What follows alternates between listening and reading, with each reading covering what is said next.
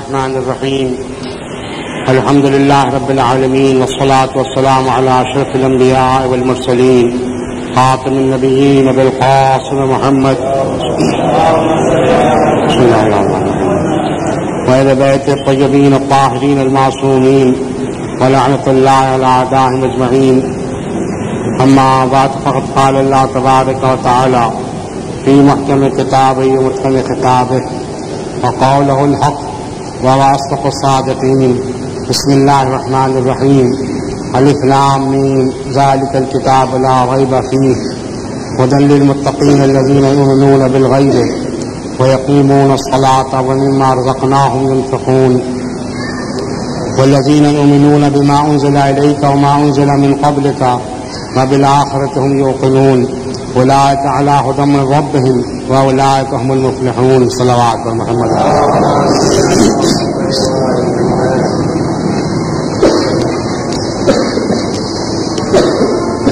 ارشاد اقدس الہی ہے کہ یہ کتاب وہ ہے کہ جس میں کوئی شک و شبہ کی گنجائش نہیں، اور یہ سراپا ہدایت ہے متقین کے لیے کہ جو ایمان لائے ہیں جو غیب پر، غیب کی باتوں پر، نماز کو قائم کرتے ہیں، اور جو کچھ ہم نے روزی عطا کی ہے اس میں سے یہ انفاق کرتے ہیں.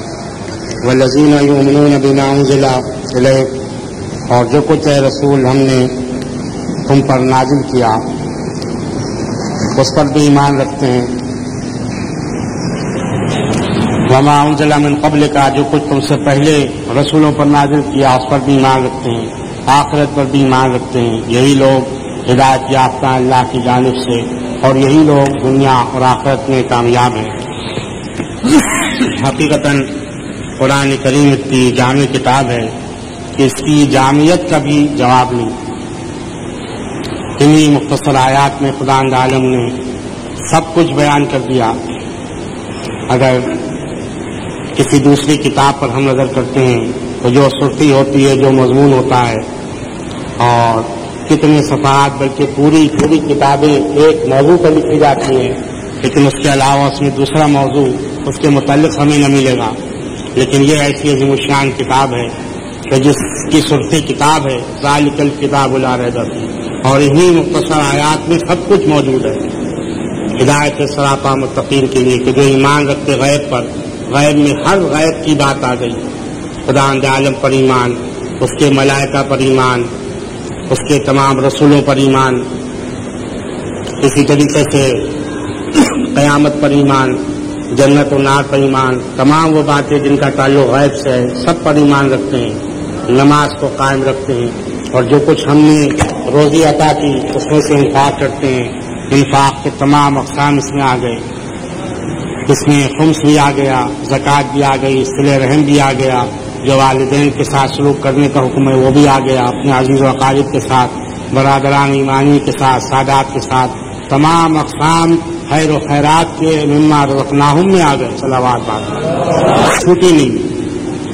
اور والذین یؤمنون بما انزل الیک، اور پھر یہ ایمان رکھتے ہیں اس بات پر جو کچھ بھی تم پر نازل ہوا. بما انزل میں سب کچھ آ گیا.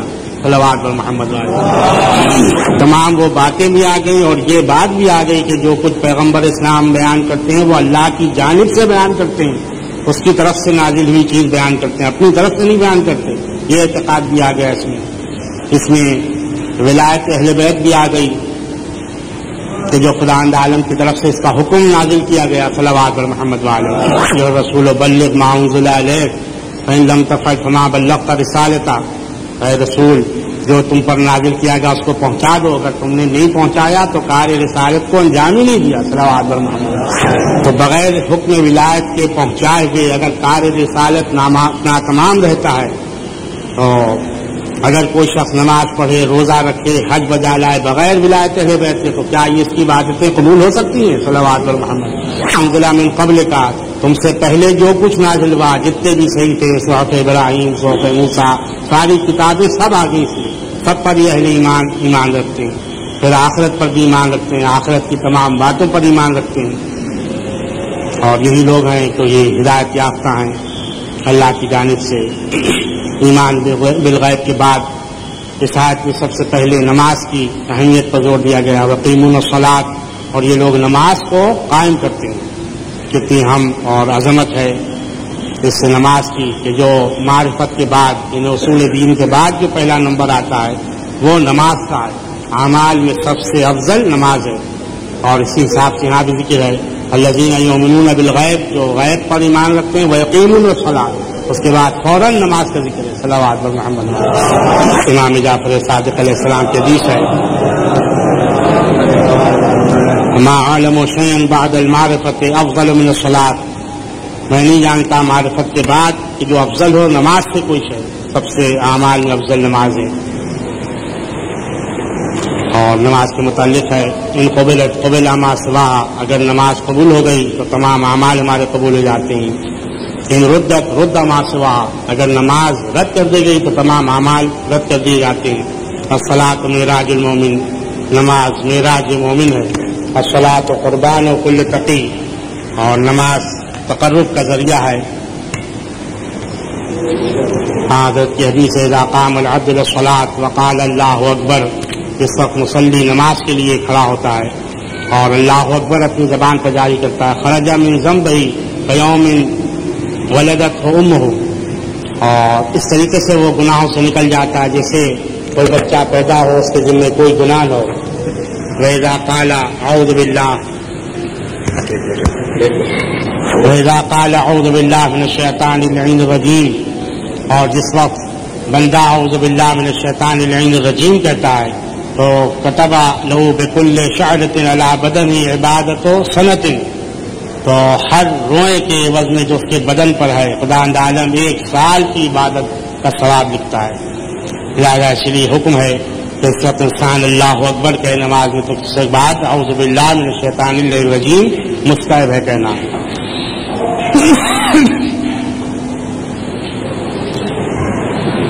جیسا کہ سورہ نحل کی آیت اذا قرأت القرآن فاستعذ باللہ، جس وقت تم قرآن کی تلاوت کرو تو اللہ سے استعاذہ یعنی پناہ مانگو.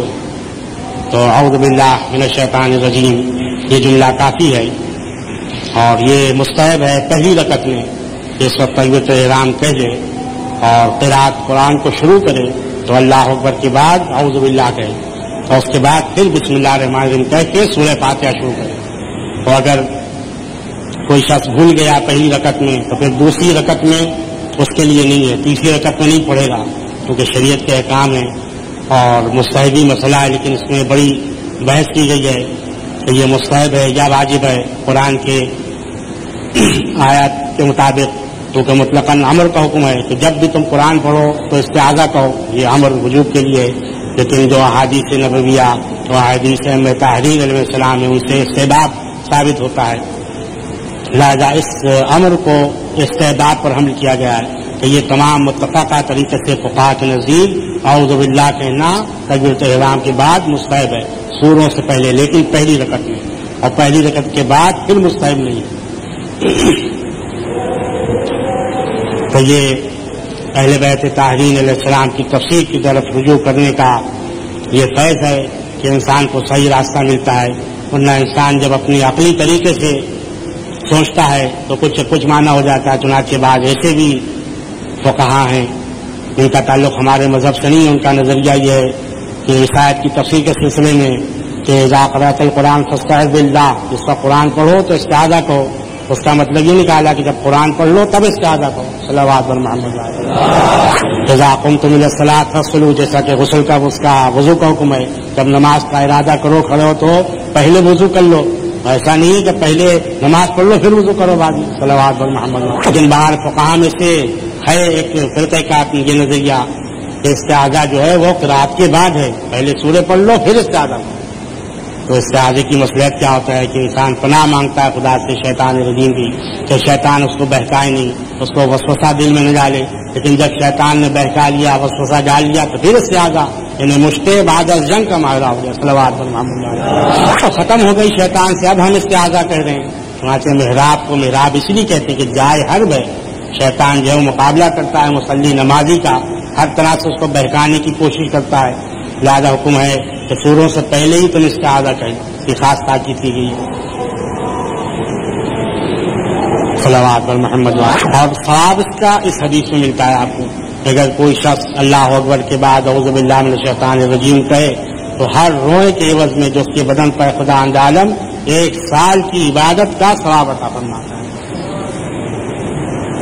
وَإِذَا قَرَأَ الْفَاتِحَةَ، آپ جس کا سورہ فاتحہ کی ابتدا کرتا ہے فَكَأَنَّمَا حَجَّ وَاعْتَمَرَ، گویا اس نے حج بجا لایا، عمرہ بجا لایا۔ اور جس وقت رکوع کرتا ہے فَكَأَنَّمَا تَصَدَّقَ بِوَزْنِ، اپنے ہم وزن اس نے راہ خدا میں تصدق کیا۔ صلوات پر محمد۔ وَإِذَا قَالَ سَمِعَ اللَّهُ لِمَنْ حَمِدَهُ، اور جس وقت بندہ سمع اللہ لمن حمدہ کہتا ہے نظر اللہ علیہ بالرحمہ، تو خدا عالم نظر رحمت سے اس کی طرف دیکھتا ہے۔ وَإِذَا قَالَ فِي السُّجُودِ، جب سجود میں کہتا ہے سبحان ربی الاعلیٰ وبحمدہ، فَكَأَنَّمَا اعْتَقَ رَقَبَةً، تو گویا اس نے ایک غلام آزاد کیا۔ جس وقت تشہد پڑھتا ہے تو خدا عالم 1000 عالم کا ثواب عطا فرماتا ہے اور 1000 شہید کا ثواب عطا فرماتا ہے۔ وَإِذَا سَلَّمَ، جس وقت تسلیم پھیرتا ہے سلام، وَفَرَغَ مِنْ صَلَاتِهِ، اور نماز سے فارغ ہوتا ہے، فَتَحَ اللَّهُ لَهُ 8 أَبْوَابَ الْجَنَّةِ، تو خدا عالم جنت کے 8 دروازے اس کے لیے کھول دیتا ہے۔ يَدْخُلُ يَوْمَ الْقِيَامَةِ مِنْ أَيِّ بَابٍ شَاءَ، جس دروازے سے چاہے بلا حساب داخل ہوتا ہے۔ صلوات محمد۔ بلا حساب و بلا عذاب وہی شخص داخل ہو سکتا ہے کہ جو ولایت اہل بیت کے ساتھ سورہ فاتحہ کی تلاوت کرے، ولایت اہل بیت کے ساتھ نماز پڑھے، اور نہ ولایت سے سوال کیا جائے گا کہ ولایت میں ناکامیاب ہوا تو پھر اس کے لیے عذاب ہی عذاب ہے۔ صلوات پر محمد۔ امام جعفر صادق علیہ السلام کی حدیث ہے وَصَلَاةُ فَرِيضَةٍ تَعْدِلُ عِندَ اللَّهِ أَلْفَ حِجَّةٍ وَأَلْفَ عُمْرَةٍ مَبْرُورَاتٍ مُتَقَبَّلَاتٍ، اللہ کے نزدیک ایک فریضہ نماز جو ہے یہ برابر ہے 1000 حج کے، 1000 عمرے کے جو مقبول ہوں۔ اور ایک حج کا ثواب کتنا ہے؟ یہ بہتر ہے ایک ایسے گھر سے کہ جو سونے سے بھرا ہوا ہو، بلکہ ساری دنیا اگر سونے چاندی سے بھری ہو تو کوئی رائے خدا میں صرف کرے، اس سے زیادہ ثواب ایک حج کا ہے۔ اور ایک فریضہ نماز معادل ہے 1000 حج کی، 1000 عمرے کی۔ حضرت کی حدیث ہے ان اول ما فرض اللہ علی عبادہ الصلاۃ، سب سے پہلے جس چیز کو فرض قرار دیا گیا بندوں پر وہ نماز ہے۔ وآخر ما یبقى عند الموت الصلاۃ، آخر تک جو چیز باقی رہے گی موت تک وہ نماز ہے۔ وَأَوَّلُ مَا يُحَاسَبُ يَوْمَ الْقِيَامَةِ الصَّلَاةُ، سب سے پہلے سوال جس کا کیا جائے گا وہ قیامت کے دن وہ نماز ہے۔ فَمَنْ أَجَابَ، اگر کسی نے صحیح جواب دے دیا تو سهل ما بعد، تو ما بعد کے مراحل سب سہل و آسان ہوں گے، اور جس نے جواب نہیں دیا تو اس پر سختی کی جائے گی۔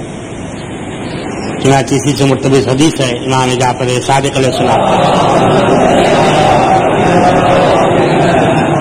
قال الصادق علیہ السلام اذا لقيت الله عز وجل بالصلوات الخمس لم يسلك عما سواهن، اگر کوئی شخص اللہ سے اس عالم میں ملاقات کرے کہ وہ 5 وقت کی نمازیں پڑھنے والا ہو پابندی کے ساتھ، تو خدا عالم پھر کسی شے سے سوال نہیں کرے گا۔ صلوات محمد۔ لیکن اس کا مطلب یہ نہیں ہے کہ نماز کے علاوہ پھر کسی دوسرے فریضے کی ضرورت باقی نہیں رہتی، کیونکہ شرط ہے کہ نماز مقبول ہو۔ اگر قبول نماز ہو گئی تب کسی شے سے سوال نہیں ہوگا، تو اگر نماز قبول نہیں ہے تو پھر ہر شے سے سوال ہوگا۔ تو نماز قبول کب ہوتی ہے؟ جب متقی پرہیزگار ہو، جب تمام فرائض کو ادا کرے، روزے واجب ہے روزہ رکھے، اگر خمس واجب ہے خمس ادا کرے، زکوٰۃ اگر جس پر واجب ہے زکوٰۃ ادا کرے، اور جتنے فرائض والدین کی اطاعت واجب ہے، والدین کی اطاعت فرض ہے اولاد پر۔ اگر کوئی شخص اولاد اپنے والدین کو ناراض رکھے تو اس کی ایک نماز بھی قبول نہیں، تو جب نماز اس کی قبول نہیں تو کتنی وقت کی نمازیں پڑھے 5 وقت کی، اور کتنی بھی عبادت کرے تو کوئی عمل اس کا قبول نہیں جو والدین کو ناراض رکھے۔ صلوات بر محمد۔ دوسری حدیث ہے من صلی رکعتین یعلم ما یقول فیہا انصرف ولیس بینہ وبین اللہ ذنب، اگر کوئی شخص نماز پڑھے صرف 2 رکعت لیکن یہ جانتے ہوئے کہ ہم کیا کہہ رہے ہیں اور کیا مخاطبہ کر رہے ہیں اور کیا گفتگو اس کے اور اللہ کے درمیان میں، اور نماز ختم کرنے کے بعد پھر اس کے اور اللہ کے درمیان میں کوئی گناہ باقی نہیں رہتا۔ صلوات لیکن یہ ایسی نماز کی جو سمجھ بوجھ کر معرفت کے ساتھ پڑھی جائے، ایسی نماز نہیں ہے کہ نماز انسان پڑھ رہا ہے لیکن پھر گناہ کی بھی سوچ رہا ہے کہ نماز کے بعد ہمیں فلاں گناہ کرنا ہے۔ چنانچہ حدیث میں ہے کہ من قبل اللہ منہ صلاۃ واحدہ لم يعذبہ ومن قبل منہ حسنۃ لم يعذبہ، اگر خدا عالم کسی کی ایک نماز قبول کر لیتا ہے پھر اس پر عذاب نہیں کرتا، اگر ایک نیکی سے قبول کر لیتا ہے پھر اس پر عذاب نہیں کرتا۔ جیسا کہ حدیث میں اگر ایک مرتبہ اللہ نے نظر رحمت سے دیکھ لیا کسی بندے کی طرف پھر نظر غلط سے نہیں دیکھتا. صلوات پر محمد. ملک الموت 5 وقت اوقات میں مسافرہ کرتے ہیں 5 مرتبہ. فإن ممن يواظب علیہا، اگر وہ شخص ایسا ہے کہ جو نماز کی 5 وقتہ نماز کی پابندی کرتا ہے عند مواقیت ان کے اوقات پر، تو لقنہ الشہادت، تو وہ ملک الموت خود شہادت کی تلقین کرتے ہیں عند موت، موت کے وقت. ونہا عنہ ابلیس، شیطان کو بھگاتے ہیں. حضرت کی حدیث ہے کہ شیطان ہمیشہ مومن سے خوف کھاتا ہے، اس سے بھاگتا ہے اور دل میں اس کی ہیبت رہتی ہے. ما حافظ علی الصلاۃ الخمس، جب تک کہ مومن پنجگانہ نماز کی پابندی کرتا ہے، مواظبت کرتا ہے. فإذا ضیعہن، اگر ان کو ضائع برباد کر دیتا ہے تو اشترا علیہ، اس وقت شیطان اس پر مسلط ہوتا ہے، اس کو جرأت بڑھ جاتی ہے. صلوات پر محمد. قال نبی صلی اللہ علیہ وآلہ وسلم لیسا شیء لیسا منی من استخف بصلاتی، وہ شخص میری امت سے نہیں ہے، مجھ سے نہیں ہے کہ جو نماز کا استخفاف کرے، نماز کی توہین کرے. اور دوسری حدیث میں کہ ایسا شخص حوض کوثر پر میرے پاس نہیں آ سکے گا. معلوم ہوا کہ نماز ایسی اہم چیز ہے، اور جو شخص جان بوجھ کر نماز کو ترک کرے تو نماز کا ترک کرنا یہ خود استخفاف کو مستلزم ہے، اور استخفاف کرنے والے کو کافر قرار دیا گیا. صلوات پر محمد. پیغمبر اسلام ایک مرتبہ مسجد میں داخل ہوئے تو آپ نے دیکھا کہ شخص نماز پڑھ رہا ہے لیکن اتنی جلدی کہ آپ نے فرمایا فقال نقرا کا نقر الغراب، اس طریقے سے نماز پڑھا جیسے کوا ٹھونگے مارتا ہے.